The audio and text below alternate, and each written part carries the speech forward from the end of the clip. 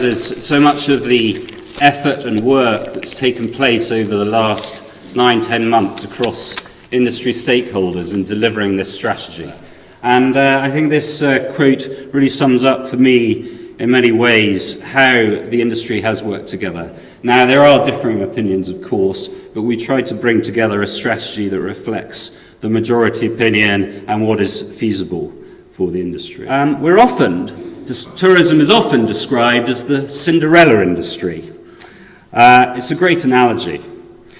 Tourism is always there, delivering great economic impact, cleaning the sheets, washing the dishes, doing all those hard things, creating jobs and playing a key role in promoting the city on the world stage, right across the live, works, invest and study agenda. But too often we seem to be the poor relation, as other industries shout more effectively for attention, grabbing the headlines, politicians' attention and public support in doing so, securing huge levels of investment. Unlike Cinderella, though, there's not going to be any fairy godmother to wave a magic wand to solve our problems. It's down to us and our sector to fight our corner. And we predict that by 2020 we can generate a third extra visitors to this city, which equates to 1.12 million additional trips coming here every year by 2020. 4.15 million additional nights is also as a factor that goes into that equation. In developing the strategy, we recognised that there's potential to grow the value of each of those visitor trips if we invest in this sector. And we have set a target that by 2020, we'll see a 10% growth in visitor spend in today's prices. Now that equates to £31 per trip per person who comes here. So we've targeted that the additional growth in the visitors, that half of that additional growth will be coming in the period between October and March, in the off-season. Currently, 40% of trips to Edinburgh happen in that period, 60% in the other half of the year.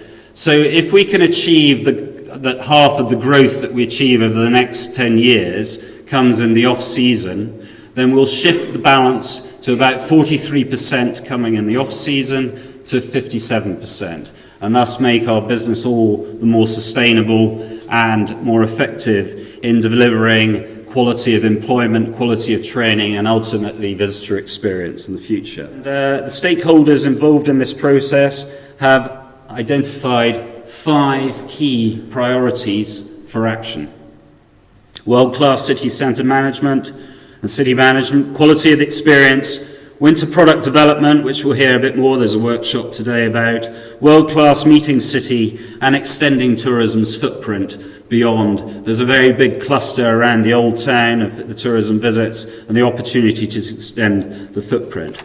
We really require that the city can deliver excellent litter collection for the visitor experience.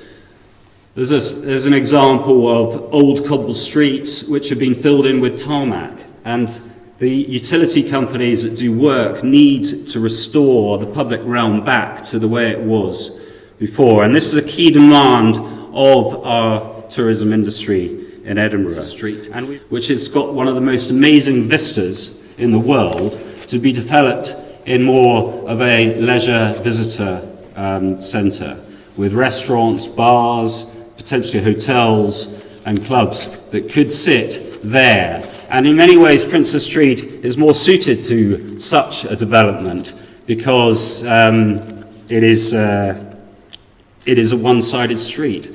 Major retail shopping streets in the world tend to have 2 sides, and we would like to make more of that in the city of Edinburgh. If you aggregate the next 10 years in terms of visitor spend and economic impact of this sector, it aggregates at about 13 billion to the Edinburgh economy. And I think we need to look at investments in the scale of that in 10-year cycles.